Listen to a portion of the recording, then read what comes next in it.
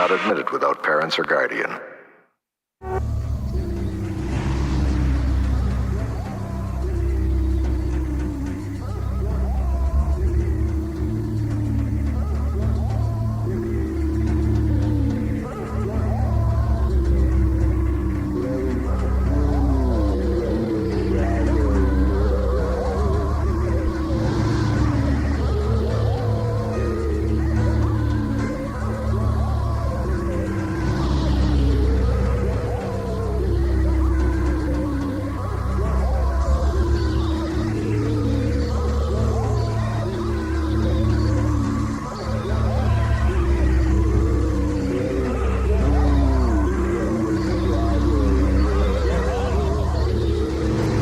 Good evening, fans of fantastic films, and welcome once again to the Drive-In Asylum double feature, where we talk about all kinds of crazy movies. I'm Bill Van Ryn from Drive-In Asylum Fanzine. Below me is Sam Panico from BNS About Movies, and our very special guest tonight is John McDevitt from Facets. Welcome back, John. Thanks so much for having me back. I'm excited to be here and a little bit tired after a very long week, but I'm going to do my best here. We have special effects this week. Bill's getting the storm that I just had like 10 minutes ago. It's like on its way. Oh, wow. Across, it's following the Mon River. So that was real thunder. Yeah. Absolutely. Goodness. And if the broadcast suddenly goes dead on my end, you'll know why. So, yeah. I was hoping that my worry was, oh my gosh, I'm going to go out before the show even starts. Yeah. Yeah. Cubby was having a nervous breakdown during the storm. So I had to hold him because he is my child and talk to him. So after that, everything was fine. How frequent are power outages in Pittsburgh? It depends. Where we used to live, it was all the time. Wow. Yeah. We've been pretty lucky this year. Watch me say that, and it happened tonight. But yeah, careful. Yeah, we've been pretty lucky. There's a lot more water outages where we're at because they've been rebuilding the sewer systems here for the last year and a half, and because we're right next to the river, the Monongahela River. That's why the town's named it. But like the river will go over the street and into downtown and flood most of downtown. They have to redo it all the time. Oh, look, and now we're on TV. Sweet. So I love this backdrop. Yeah, I like it too. Right, I'm very excited about tonight's two movies. We have two escape room themed movies, I guess, right? Mm-hmm. Yes, I'm super excited too. They're both such great picks for the theme and great films in general, I would say. Yeah. I was thinking about today, it's like it felt like we didn't do Italian movies for a while, and suddenly we're doing a bunch. We've done like a couple of Suave movies or movies where he's appeared in like over the last 2 or 3 months, but there's no complaints whatsoever from me for that. I love The Church so much. Oh, it's so great. And you did Stage Fright pretty recently, didn't you? Oh, just one of my all-time favorites. Yeah. A couple other ones too, like Demons. He was in it a little bit, and Nice. Also, wasn't he in Alien 2? He is in Alien 2, yeah. He shows up in what do you call it? Gates of Hell too. That's his first acting role. That. Yeah. Wow. He's one of the motorcycle toughs in it. He's like riding a dirt bike in it, and then he just kept coming to the set and asking questions. He's like, "Well, if you're here, you can start working." That's how he got in. Wow. Yeah. Those were the days. Yeah. It's interesting too because I'm sure we'll get into it. The Church is sometimes considered one of the Demons movies, but this is at the point where he's like, I kind of don't want to make these, like, he called them like pizza horror movies or pasta horror movies. Like, I want to make like bigger movies than this. Versus like Lamberto Bava was like the only person everybody said wanted to keep making Demons. He's like, come on, let's make Demons 3, and everybody's like, that's cool. We did 2. We're good with them. I was a little disappointed that this did not turn out to be Demons 3. I have to be honest, because I recognized it right away. I was a huge fan of the first 2 films, and then I rented this, and I think I got it from Bruce, an Incredibly Strange Video, and he was like, "It's kind of the sequel to Demons, but not really." And I was like, bullshit. It's Demons 3. And then I watched it and I was like, oh. Yeah, I the love- demons kind of operate in a similar way to the first two films, but Mhm. it doesn't have that kind of meta media thing that's going on in the first two films. Yeah. Yeah, I I love actually Bill- like this Bill movie really a called lot. it I out don't that- mean to imply I didn't like it because I Oh. do. And I You was really just a little called it out in the disappointed at trailer first. too, Bill. There's a lot more visual things happening in this, especially with crosses and things coming at the camera. Like it really comes across the way you cut the trailer together. Yeah, it's a beautifully shot film. There's a couple of really bizarre images in it that I won't spoil in case we have any church virgins tonight in the chat. Yeah. So, Virgin sacrifices. I love the feel of this movie where it just feels it's scary being in some of these old churches anyway. You know, there's this like weird otherworldly feeling when you're in places and you consider this has lived like 10 of my lifetimes, this building that I'm standing in, especially like the old European churches. And then you're just this like blip on the radar of it. And this is, you can sometimes you also think of churches as being really safe places, and this one definitely isn't. There's a lot going on with this building. So true. And one of the reasons in my brain I kind of categorize it as an escape room film is just because of the elaborate architecture and the complex mechanisms of the church. And I won't say anything more because I don't want to spoil too much.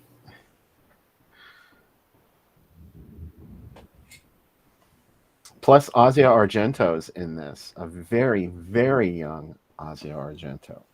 Was it her screen debut? I think so. I think Yeah. so too. And There's she doesn't do anything offensive in it. no. There's a few other folks. Barbara Cupisti, I'm probably saying that wrong, but she was also in Stage Fright, and she's the librarian. Yes. Yeah, and she's also in Cemetery Man or Del Morte del Amor, the other Slavi movie that is well thought of. And Giovanni Lombardo Radice is in this as too. Well, Radici. Radici, he's the Reverend in it, and Father Gus, who our drink is named for this week, is Hugh Corshi. He was in Nightbreed and The Phantom Menace. Probably one of the few people that's in a Star Wars movie that's also, other than Peter Cushing, and one of the movies on our show. Wow. What role did he play in Phantom Menace? I can't remember what he's in it. I'll have to look it up. Let me look it up. Also, there's some night clubbing in it too. Like I like that there's like secret hallways and catacombs that she goes into to like Latte Aja Argento's character to escape the church. You look him up. Some cool secret passageways. Yeah. Of course she is. It'd been great when I said that, if I had it, it would have been like, oh wow, that's great. He's in the Fantastic Beasts. I do know that. Oh, he was Captain Panaka, who is the main pilot for the good people, the good folks in that movie. He's with Rick Always, the other pilot with him. Why do I know that? Because their figures came out when the Phantom Menace figures came out, and we're like, oh, these guys are going to be the new Han Solo. They don't appear more than 10 minutes in the movie. That's you know how Star Wars action figures go. You're either getting somebody that's like Boba Fett, or you're getting somebody that's like Lobot, who is in with Lando for like 2 seconds. Now I'm in the middle of a rainstorm. Ooh, This is so exciting. man, it's like you're at the Rainforest Cafe. You get that like storm Aw. that starts at the beginning of every hour. Does that still exist anywhere? Because all the Chicago locations closed. They do, because I just watched a YouTube video where a guy went to everyone in the U.S. within 3 weeks. wow. They went on like a vacation to hit all of them, and by the end, he's like, "We've all gained like 8 pounds. Like nobody is eating right." Yeah, I've never been to one. My wife has, and I've heard good and bad things about it. I used to love it as a kid, and Chicago for a couple of years also had kind of a horror counterpart to the Rainforest Cafe called the Jekyll and Hyde Club, which was it was in River North, I want to say. And if you paid extra, you could go through a haunted house, like Ooh. just as an alternate pathway to the dining area. And what I remember most vividly was a scene in one of the rooms of the haunted house of somebody about to get axed, and then the lights went out, and we were all splashed with water to make us think it was blood. It was pretty great. And then you ate after. We ate. And in the dining area, it was very Universal Monsters themed, very kind of like Frankenstein, Dracula, the Wolfman, all of the greats. And they had on a loop a bunch of vintage, like Universal Pictures monster movie trailers playing. Oh, wow. It was really great. Nobody melted when you doused them with water? No. That'd been cool if, like, they, as your waitress brought you your food, she was like taken by the Phantom of the Opera after your food is dropped off. That would be great. There is a horror themed place in Cleveland, I know, but most of their stuff, just the dishes are named for things. Like, you know, they have like a lot of Saw and Chucky themed dishes. Gotcha. Doesn't seem like Chucky is, you know, themed towards eating, but I know the little kids menus, the little Chuckies is the kids menu there. Maybe it's meant to be a reference to Chuck E. Cheese. It's like a Yeah. I don't know. How mad do you think? I know that the video game was big, but now that Five Nights movie's coming out, you know, Chuck E. Cheese is like, great, now kids are never going to want to. We have enough problems. Yeah, animatronics are a little spooky. Yeah. They're a lot spooky. I remember Showbiz as well. I don't know if you had one of those out by you. Oh, we did, yeah. We had the Rock of Fire Explosion. That's the band from. Because I've seen the documentary too, where people take the old animatronics and reprogram them with new music. Nice. Can you remember seeing animatronics for the first time and wondering if they were real? Oh, and then you hear even their eyes make that noise, that like popping. I know. Yeah. It's like, that clickety clackety. Yeah. That's why those movies make a lot of sense to me, like Five Nights at Freddy's and Willy's Wonderland. It's like they're inherently creepy already. I want a Hall of Presidents. Disney to do a Hall of Presidents movie where the Hall of Presidents come to life, because those always freak me out too when we'd go there. Probably the only things that we were exposed to at a very young age would have been inside amusement parks. Yeah, like through a dark ride or something. I can remember going through something at Walt Disney World and seeing animatronics and being freaked out because I think one of them was a witch. So I was like, really, oh my God, is she real? But I don't know. After that, there is something really creepy about it. After you get over that, I mean, like when you get past that, there's still that lingering sense of like, what is that? Is that a real thing? I guess that's why Tourist Trap and things like that are scary. It had to be scary, like if you worked at a Chuck E. Cheese as you were closing, when everything was down, that these creatures could still come on at any time. Yeah, the whole concept of Five Nights at Freddy's. Yeah. Yeah, I remember thinking they were spooky too. A lot of people had the same kind of gut reaction to stop motion animation. There's something very unnerving about it, just watching things that are alive but knowing that they're not alive and the herky-jerky motion of it. I personally love stop motion animation and I'm totally happy to be immersed in that creepy world. But to other people, it can be really off-putting. Yeah, I love Clash of the Titans because that's probably the last movie that I can think of that, I mean, in terms of how modern it was at the time, but it also used almost every monster in it was stop motion, which was a unique joining of those two worlds. And I love that movie to this day. Have you heard about the new Charles Band movie that's being released soon? That is largely stop motion animated, and all of the live action sequences and a few of the stop motion sequences were finished in the 90s, and they're finally completing the film because production halted when the stop motion animator died, yada yada yada. Yeah, I'm supposed to get one of the fests I'm doing. They're supposed to have it, so Nice. I think for Genre Blast, and they're working on getting it.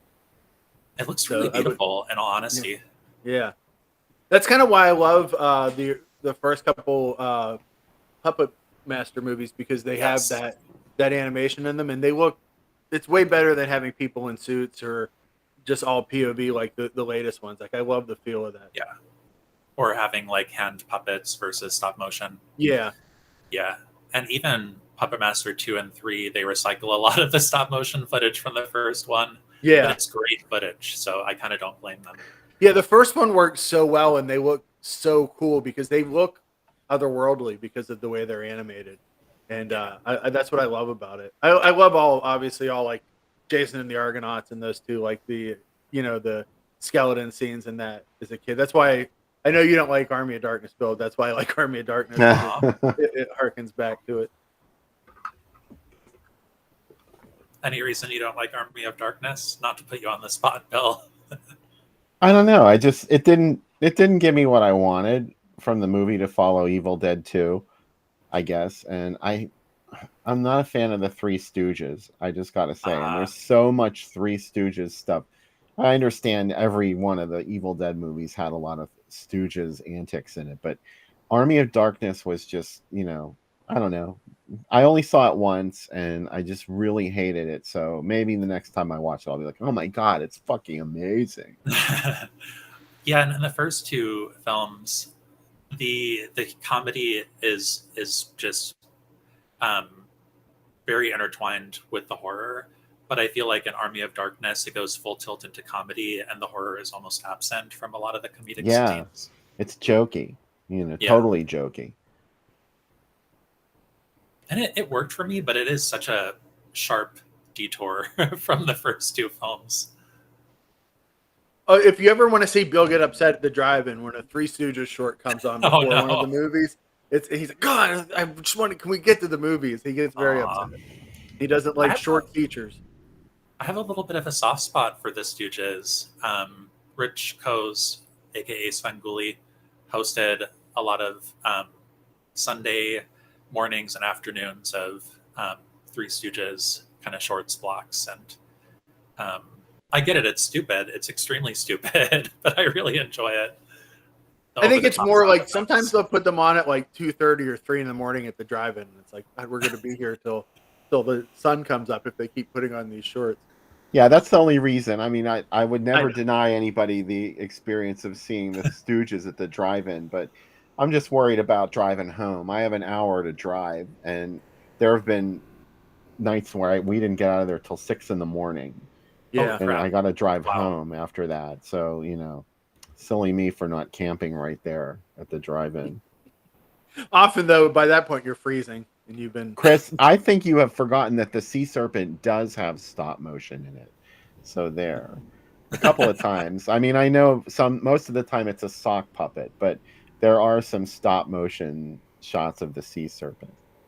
Chris really wants the Sea Serpent to be on the show, so it's a continual bring it up just to keep it fresh in your mind. It will happen one of these days. Interestingly, it seems like the chat is very divided about the Three Stooges as well. I didn't realize they were such polarizing figures. Yeah.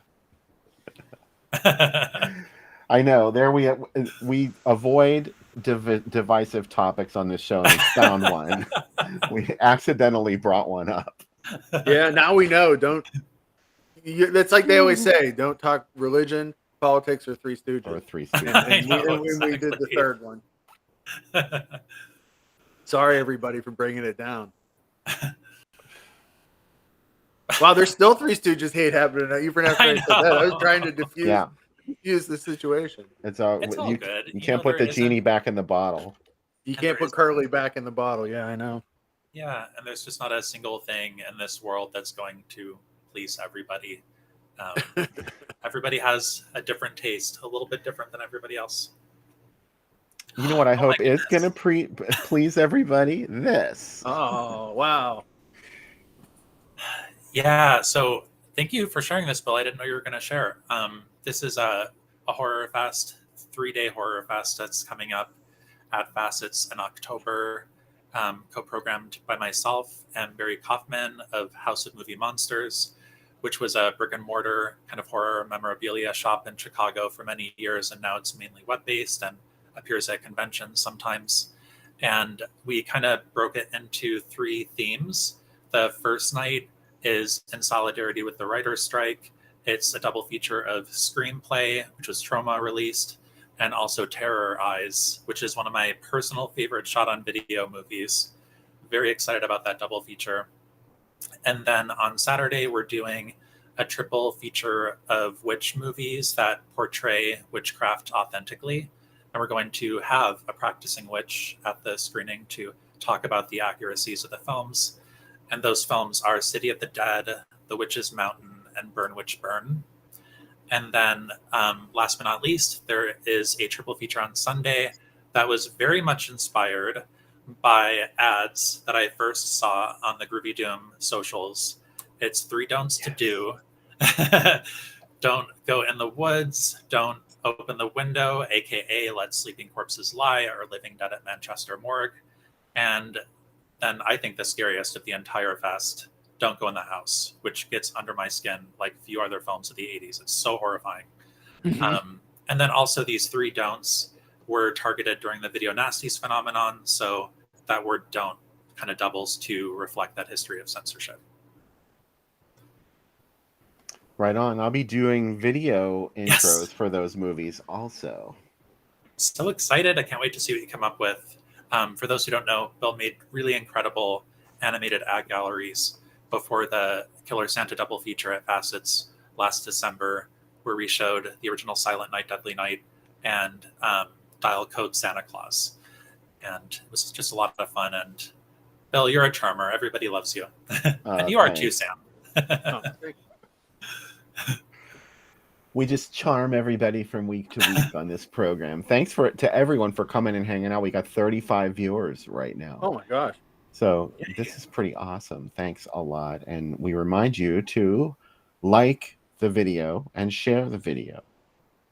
And really quickly, full credit to Barry Kaufman for making the ad that we're looking at on the screen right now. And the name of the event is Super Horrorama ! Which was also very much inspired by ads I saw on Bill's and Groovy Doom socials. So I'm very excited. Yeah, a lot of those ad mats were just generic, that like horror, triple, quadruple, dusk to dawn ads. Those were just like, there'd be holes for where you'd put the titles of the movies, and it was the same thing in every city. And I didn't know that till I started doing the page. I was like, oh, I thought we were the only ones that got this cool Grim Reaper skeleton. Or there was one with like a coffin, and there was a vampire in it. Somebody had a tap in their neck, like Vault of Horror. Bloodorama, I think it was called. Oh, wow. City to city, it was the same. But this is going to be a really fun weekend. I truly wish I could go in person and be there in Chicago. One of these days. Yeah. I've never been to Chicago. Chicago's a great city. Lots of great film venues here. I'm hoping soon to program a couple of things at Music Box as well. Yeah. What's Music Box? What's the difference between music? It's not the same venue, is it? Not the same venue. Okay. So I would say, and it's a little more complicated than this, that there are 3 main kind of indie / art house cinemas in Chicago. And they are Facets and the Music Box Theater, and also the Gene Siskel Film Center, named after the famous film critic. And just all of these venues do a lot of repertory programming. And all of us also show new releases sometimes, but with a focus on independent and international fare. And Music Box, I would say, and I hope that people at Facets are not offended, it's the most beautiful venue because it is like an old-time movie palace. And when you enter, I mean, it's like a time machine. It's so fun to go there. And Facets and the Gene Siskel Film Center are really beautiful too, but have much more of a modern vibe, much more of a contemporary vibe. A name that will live in infamy, Gene Siskel. I love Gene Siskel, even though he was such a pearl clutcher, and he did. He really was. He really did mean things. He did mean things. Like he called out Betsy Palmer for making Friday the 13th, and like encouraged people to write general directory messages to her, general delivery messages to her through the mail. So it was a little unnecessary. But Roger Ebert was also a little bit of a pearl clutcher at times. Oh, but yes, absolutely. probably not as much as Gene. I like how you're punctuating it with the combing of the mustache. I used to not try to not do that on the air. Now I've totally relaxed. I'll be picking my nose on camera too. I'm excited, Bill, this week that I found I didn't know that there was a South Korean remake of Sleeping Corpses Lie. Really? Yeah, I didn't know that either. Yeah, I'll send you the link. It's called A Monstrous Corpse, and I would say up until maybe 10 minutes before the end, it's the same movie. Really? Yeah, Strange. the zombies look more silver face painted and not like the Living Dead, but like strangely, the lead characters are a lot more sympathetic. Like obviously the lead isn't as attractive as Ray Lovelock, who is, and but he's very like nice. He is not like shitty about things, and I mean he's also an environmentalist that has just moved back to Korea from the U.S. and that's why he's investigating the machine, because he's worried about ramifications on the environment. And his old professor is one of the people running it, so they really tie. There's a lot more like messaging about farmland and things like that in it, which I thought was interesting. It's not as good, but it's cool that like how obviously somebody there saw it and thought this would be a good movie, but to like be that close to it for so long, like nobody was like checking the notes. I doubt anybody that saw it in South Korea was like, oh, they're remaking Let Sleeping Corpses Lie. So it's really strange that it exists. Yeah. And I mean, Let Sleeping Corpses Lie is still a virtually unknown film in many circles, which is a shame because it's one of the best zombie movies of the 70s, easily. Yeah. And everybody who sees it loves it and admires it, but it just escapes a lot of people. Yeah. What I really like about it is it feels, of the movies that came in the wake of Night of the Living Dead, it feels like the movie that best gets the spirit of Night of the Living Dead. Like the nihilistic edge of it, especially with the ending, but also like I love the other thing that's missing in the remake is the cop. The lead cop is not Arthur Kennedy, so he's in no way like as mean or as upsetting as him, and so there's not that like the like hate between the Ray Lovelock character and the cop. It's more just like, well, he's a cop. He's not like, is dogged in his pursuit or thinking that they're the killers. So it's pretty interesting though that it exists. There's also a Turkish version of Stage Fright too, which is mind blowing. Really? Yeah, Wow. yeah. It's like how did they find these movies to make? But there's also two Strange Vice and Mrs. Ward remakes, one adult and one non-adult that came out. The one's like 40 minutes long, and it moves like breakneck speed.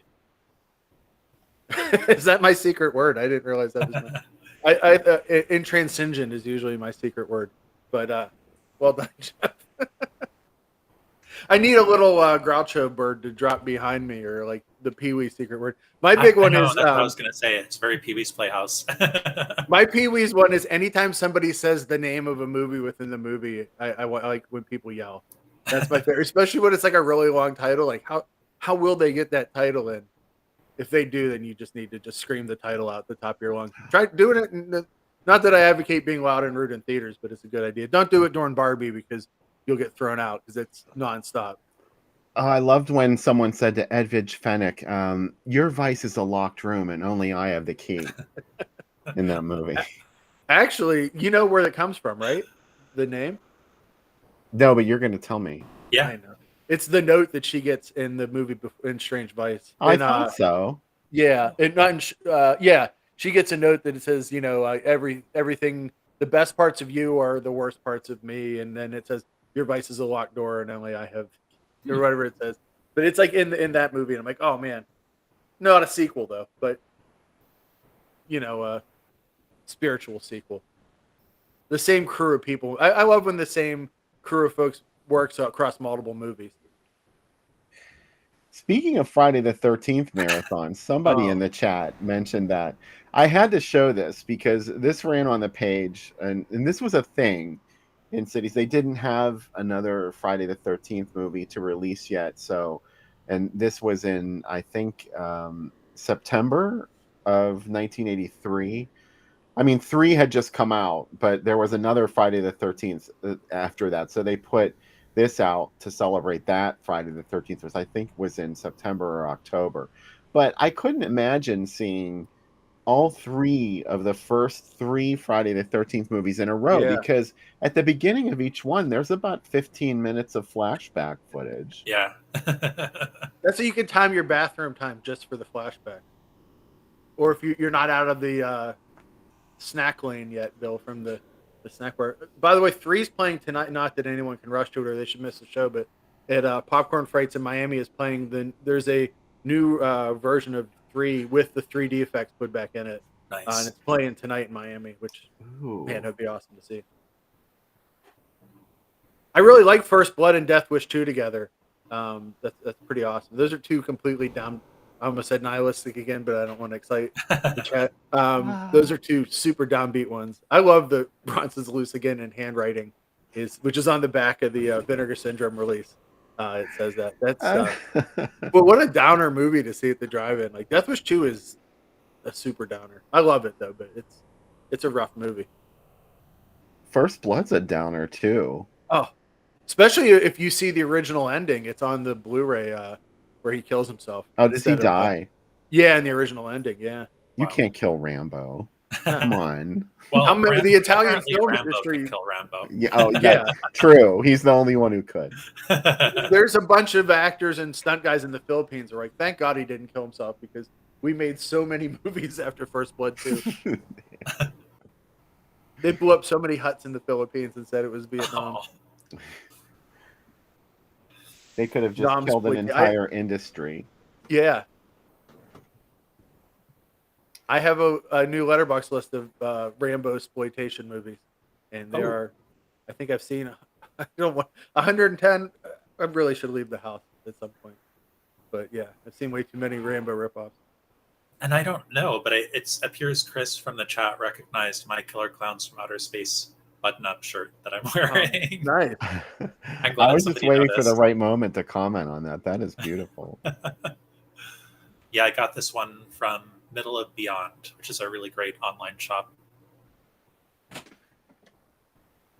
And tip, they usually have at least a couple of times a year really great flash sales where you can get like 25% off, even more. And I always wait for the sales because otherwise it's a little pricey. Yeah. Curtains. Oh my goodness.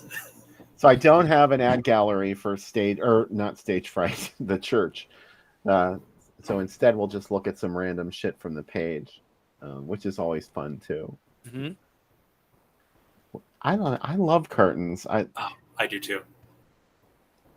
It's such a troubled production, and it's amazing that it turned out half as good. I realize it has problems. Curtains isn't perfect. Who is? There's something about it though. Like it's the ultimate 80s horror movie Rorschach test. Like it is ripe for so many different interpretations, and like just trying to peel apart all of the layers, see how and if they fit together. Just so many fascinating things happening in that movie. With Samantha Egger's character at the beginning, she's in a hotel room with another woman who you never see, and I'm like, who is that other woman? Is it Audra? Is she hallucinating Audra? What's going on? But yeah, I just love that film, and just trying to make sense of it when it's an impossible task. I guess that woman outlived her role in the plot because she was the one that helped her escape from the asylum when she was locked up. Gotcha. But okay. I don't really know who she was or why she was in the movie other than that. She was a plot device. I don't know. I think it's scary. I think this is a scary movie, especially that ice skating scene. That was pretty scary. Yeah, I agree.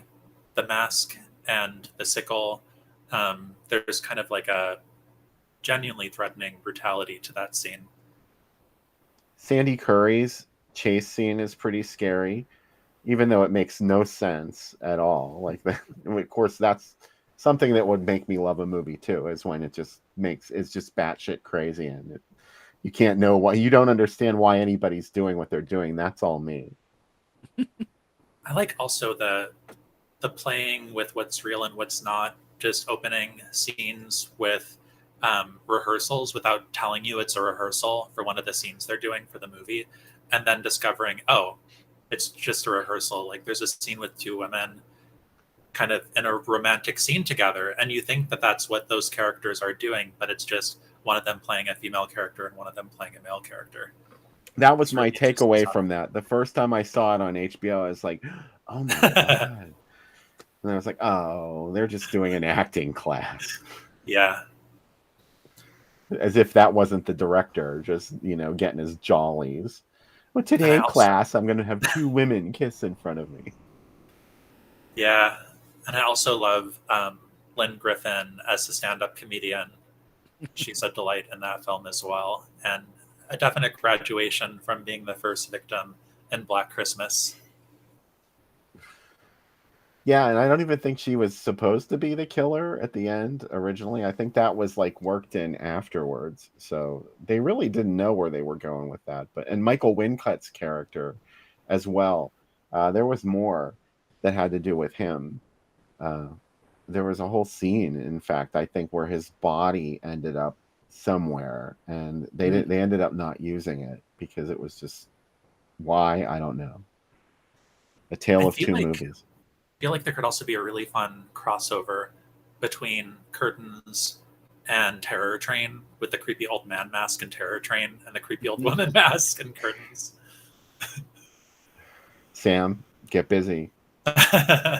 Working on it right now, feverishly typing off camera right now.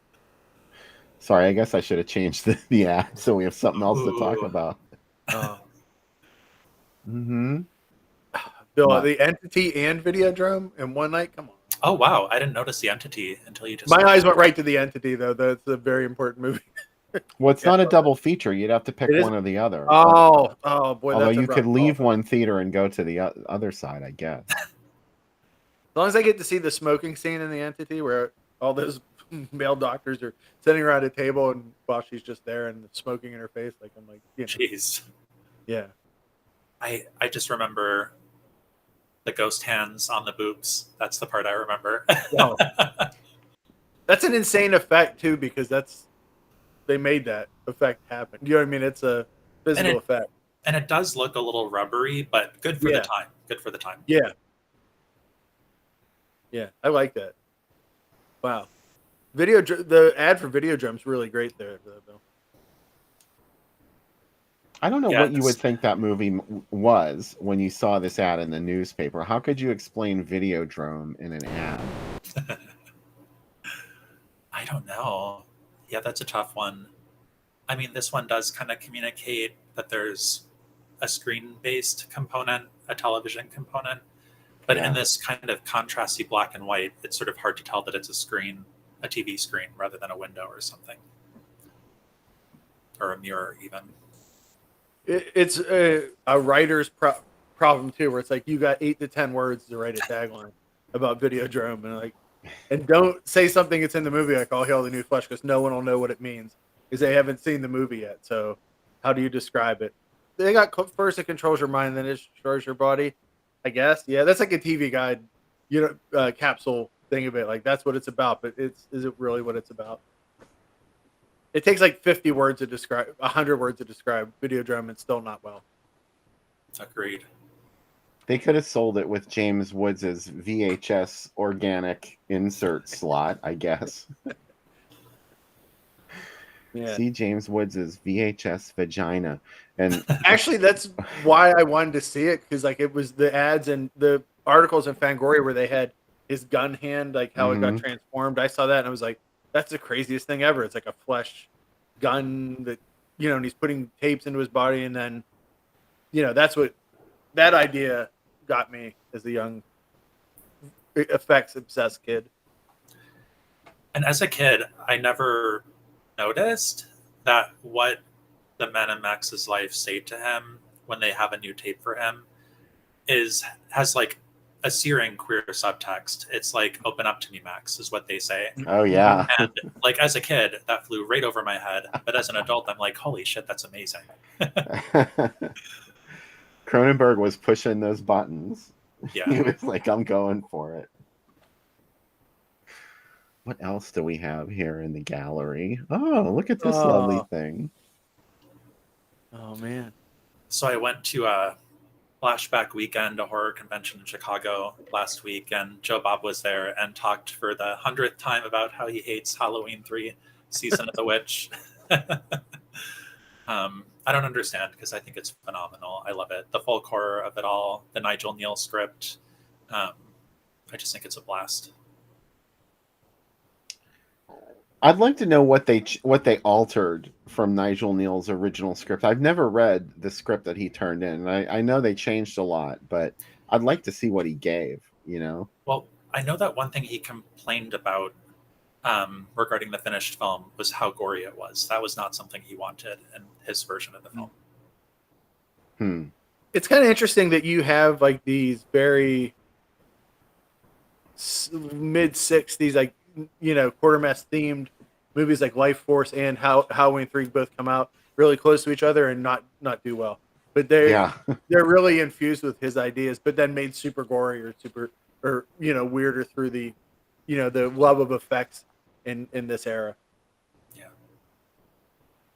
Speaking of Videodrome, they covered that extensively in Fangoria.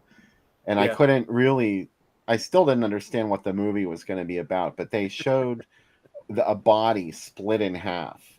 It was like split open, and it's one of the guys that gives him, or I can't remember the character's name, and I don't remember seeing it that way in the movie. So maybe that was too much. Yeah. And we're talking about Videodrome again. Mm-hmm. Yeah. Yeah, I remember the eyeglasses guy, kind of just, I don't know, his body bubbles and disintegrates at the end on the stage. But I'm trying to think of who might get split in two. Eldon, nobody's going to fight you here over whether Halloween 3 is a classic. Believe me. I think most people at this point in time really love it, and thank goodness for that. Bill, Becca got a new back doctor, and his name is Dr. DeChalis, so it's very close to Dr. Chalice. So when they said, here's the name of your new back doctor, she was like, oh, this seems like it'll be a good one. So exciting. I love this ad, Bill. You know, I've never seen this movie. Oh, wow. It's good. This crazy thing is the sequel, it completely jumps genre into science fiction, which is like one of the few times like you go from, this is like kind of somewhat futuristic, like Horrible Kids, but the second one has like cyborg, Pam Grier's a cyborg in it. It's very strange. Yeah, I think you would love this movie, Bill. John, what about you? You got anything to say about this Mark Lester film? No, I actually haven't seen this one. I haven't seen the sequel either. What is the sequel called again? Class of 1994, I believe. I'm sure. 1999, I think. 1999, thanks. Yeah, there's a sequel to that one too, Class of 1999 2, The Substitute. So you're like, wait, is this the third Class of 84 or? It's too confusing. It's a Canadian sequel to it too, which makes a Canadian direct-to-video sequel. So that's automatic 3 stars, right? Without even seeing the movie. But yeah, Class of 84 is super dark movie, Bill, and it's got really good stuff. Roddy McDowell is one of the teachers, and they drive him so crazy that he kills himself and tries to wreck into the school. Like it's got a lot of like horrible students in it. So yeah, I dig it. Spoiler alert. Yeah, Tracy doesn't like it. I like Mark Lester a lot. Though Mark Lester is a good drive-in-y kind of style director. And honestly, I can't imagine anything with Roddy McDowell is not worth watching. Yeah. Agreed. We just watched a Roddy McDowell movie last week. Ooh. Which one? Fright Night 2. Oh, nice. Yeah. Cubby says, Cubby. Let's talk about it. Cubby, you're such a ham. You know that? Let's see. Come here. You're a total ham. Aw. And is that a cat on the back of the chair? That's Andy, I think. That is Andy. Aw. Tell us about Roddy McDowell, Cubby. Thanks for asking, Bill. Glad we could talk about Oh, that tiny face. it. Yeah, it's storming. It's storming, and my wife is using the microwave, which is his greatest enemy. The beeps of the microwave send him into sheer terror. Oh. Beeping noises. One of my workout videos has like a beeping clock to finish your sets, and I have to do it on mute. So I have no idea what music goes with my workout. I just silently listen so that he doesn't freak out. Hey guys, let's do the drink segment, shall we? Let us. All right. Take it away, Robot Sam. Oh, it's the church. So I was trying to think like what recipe. This isn't a fancy drink. It's like a peanut butter and jelly drink. But what does make sense for the church is that we brought the Chambord, which is hanging on just a little bit of Chambord, right? Cubby knows what's up. Chambord looks like something that would be on the sacristy in a Catholic That's what church. it reminds me of. Yeah, and then Frangelico, which is Made by the monkeys. Made by monks. Look, they're like, you can have my belt, but they can't say it. They have a vow of silence, so as they make it, they're like, Just try this, and I just hand it to you. there you go. And Skirball's not made by monks, but it is made in Pennsylvania. It's a peanut butter whiskey. If you can't get it for your recipe, you can find, there's other peanut butter whiskeys. I'd recommend Skirball instead. It's the best of them. Anywho, these are really simple. 2 ounces Screwball, ounce of Chambord, half an ounce of Frangelico. Put it all in a cup with ice. Yep. Ooh, double pour. Yeah. Yeah, well, that's the skills is what that is. And then you bring it into your glass. And this is basically a shot. You're just going to bring it in and chill it up a little bit. And you're going to... that smells nice. A little Cup Pazoos. matches your shirt. It does. It was no false metal. Pazuzu to everybody. Here's the Father Gus, who is the priest in this movie. It's named for him. Maybe the monk that made Frangelico. Pazuzu, back to the church. And Pazuzu, to all of you, thank you for joining us on tonight's program. And special thanks to our guest, John McDevitt, for being on the program tonight. This is your 3rd time on now. Yeah. I love it. It's one of my favorite things to do. And it's nice to be able to co-program and co-host from home. It's more relaxing.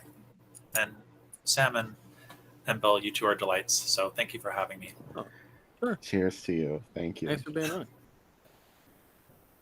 So we should talk a little bit more about the church before we go into our first feature of the night. I discovered this. I guess we all discovered this on home video because we couldn't see this in the United States theatrically. Yeah. I got it from the same place you did, Bill. I rented it for the first time from Incredibly Strange Video when that From store Bruce. was still open on West Liberty. And it's pretty much, how many movies can you say? That's one of the places in Pittsburgh you can say, a lot of people can say they discovered the same movies from. I think it was actually playing in the, it was playing in the store when I was in there. And I said, Oh, "What wow. Nice. yeah, and that's how I got it, and I was amazed by it. And then I was like, "Oh wow, the same director did other movies." Yes, and then just started hunting them down. But yeah, I really love this movie. And I think I saw it for the first time because I did grow up with Cemetery Man, watched that on VHS from a mom and pop video store and loved it. Instantly became one of my favorite horror films, one of my favorite films, period. And then later on, just looking for more films by that director to watch in the DVD era, I wound up buying The Church and Stage Fright and loving those pretty much just as much. Yeah, they're incredible films. I actually really like his La Secta too. It's not as good as those films, but there's a lot of fun stuff in it. And you know, that one I haven't seen yet. It's been kind of hard to get a hold of. Yeah. It has one of those. He always puts in these wild things in the movies. Where like, why is that in here? There's a scene in La Secta where a rabbit can turn on and off the TV and is going through the channels. Wow. And like when she leaves her house, she hands him the remote and goes, "Here, I know you want to watch TV." Wow. Yeah, and it's like, wow, like that's how smart that rabbit is. Why is this in the movie? I don't know, but it's pretty awesome. It also has another very strange looking monster, like the goat looking monster in this movie too, which is It kind of reminds me of the one from Alucarda a little bit. yeah. Did you see the guy at Flashback that was cosplaying Alucarda? I saw pictures of it. No, unfortunately. There was somebody wearing the whole outfit like on the Saturday, and somebody sent me a picture of it. They're like, check this out. I was like, oh man. Quick parenthetical, my favorite cosplay that I saw this year was somebody dressed as Vincent Price's character from House on Haunted Hill with the marionette mechanism and a skeleton dangling in front of him. It was great. Oh, that's awesome. Yeah. Another thing I was going to mention about the church is that it includes some music by Philip Glass. It wasn't composed as an original score for the church, but it's from his album Glassworks. And I'm a huge Philip Glass fan. And for those of you who don't know him by name, he scored the original Candyman. And it's just, one of the greats in terms of minimalist music. And his stuff is so entrancing. And in the church, I don't think it's spoiling too much to say that it opens with a scene from the past and a massacre. And this kind of bubbly, exuberant Philip Glass music plays during the massacre, and it's pretty amazing.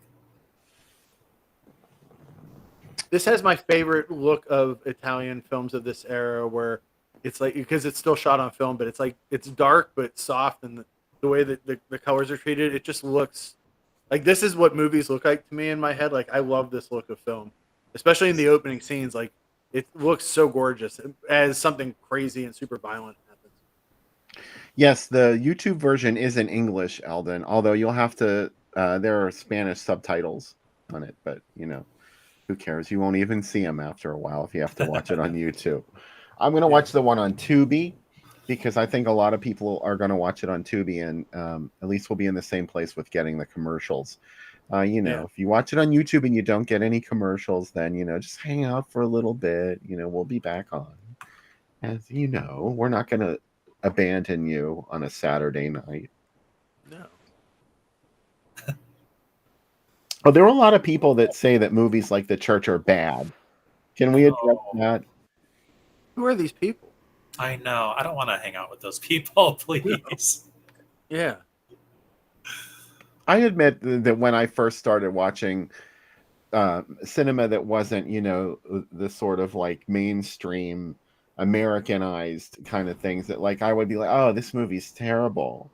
So do you think those people, they're just not, they haven't started watching anything really that ever challenged them before? Yeah, that's gotta be it. Too, there's people too that like with dubbing that they just like can't get past the Italian dub, especially like House by the Cemetery is a hard one for people because of Bob's voice in it, and but after a while, like the more you listen to these movies, like if you watch a lot of them, you just kind of get past it at some point, and you're just like, I just love it for the visuals or, the look of it or how great interesting the stories. I wouldn't say their stories are always great, but like this one, I think definitely does have one. Yeah, it almost adds to the intense emotion of the films, that overdubbing. It's just so infused with larger than life emotions. Yeah, I was thinking when Stink Bug comes out, Bill, we'll just shoot it with no sound and then just dub it like with super over the top Italian style dubbing. That's how we'll do it. I think that's the way to go. Hey, I have something to show off. This is the new Impulse Blu-ray. Ooh. Released by Grindhouse Releasing, and I looked at it the other night. This is just stunning. It's stunning that this exists. I just gotta say it because this movie is, it's ultra low budget. One of Bill Griffey's most affecting movies, I would have to say. Impulse. Some of his films tend to be a little bit jokey. Like not jokey, but like Stanley. It's about a snake, and like Death Curse of Tartu. It's a little silly. This movie is not silly. This movie is disturbing in a good way, and there's just a brilliant packaging design that went into this. This is the standard US one sheet image. Wow. That ran in a lot of newspapers, although there are other ad campaigns too that might be part of the special features on this Blu-ray 4K release. Is it 4K? I mean, yes, it is 4K. Bill Shatner, ladies and gentlemen, I know. the consummate actor. I'm And I so think- excited this is playing the drive-in too, Bill. Yeah, This version of it. there's a great booklet on the inside, and this print that came in a Grindhouse releasing envelope. Oh wow, fancy. The envelope is Aw. a self-portrait of Bill signed by him. Wow. That's actually a really lovely painting. Yeah, it's kind of Famous Monsters, isn't it? Yeah. It's got like a Gogos. Is that how you pronounce his last name? Basil Gogo. Yeah. He's Yeah. really great. So that's definitely a feature. And there's just hours and hours of extras on this, including, yes, an ad gallery. Although I have to say, they credited me on this Blu-ray as Drive-In Delirium. Oh no. Yeah. I was gonna say refer to you tonight as Billy Van Ren from Drive-In Delirium. That's your alternate title. The alternate universe, Bill. It was just an unfortunate mistake.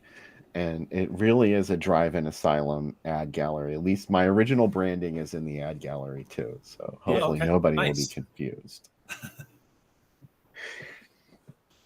Anyway, go pick it up because there were only 2,000 of them made. And it was just on sale not too long ago. So I know they sold a bunch of them then. So go get it before it dries up because you want it. You know you want it.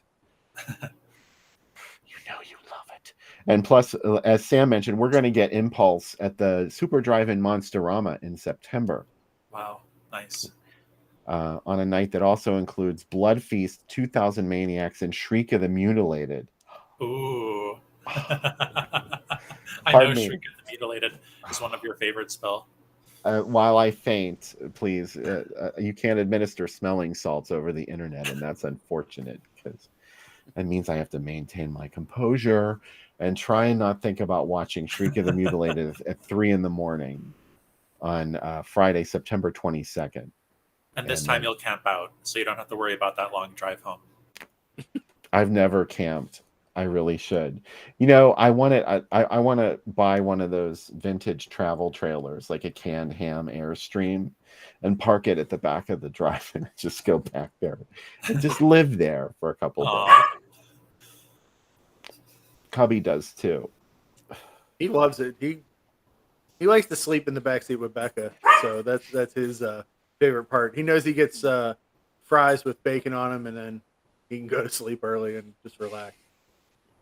So I watched a really cool YouTube video the other day about the history of Pirates World, a theme park that was in Davie, Florida. It's where William Griffey's The Love Generation was shot. And it goes into all the Barry Mahone movies that were shot there, such as Santa Claus and the Ice Cream Bunny. And it's pretty wild. It was only open for 7 years, but it's actually where Zeppelin and Black Sabbath played some of their first U.S. shows. Ooh. And it went from being this like theme park for kids to suddenly being like this drugged out place where hippies would come see. Paul Kantner from Jefferson Airplane was arrested there because they shut the sound because their concerts would start at midnight, and at 2 a.m. someone tried to pull the amps and he attacked a cop. So the video is really cool. It was kind of cool seeing like these Barry Mahone and William Griffey movies in like a completely different text about like theme parks that these were filmed on the grounds. I just watched The Song Remains the Same again for the first time in probably like 20 years. And I found it on YouTube one night while I was working, and I was like, I'm just going to put this on for background music. And then 5 minutes later, I was like, for 2 hours, just like glued to it. Oh, plus you get the start in Pittsburgh too, where they're coming through the tunnels. And for some reason, because the concert is fucking Madison Square Garden. Yeah. So I don't know why they didn't. I think it's for some reason, I think that's where they flew into the U.S. from, and then they bust to New York, which is weird.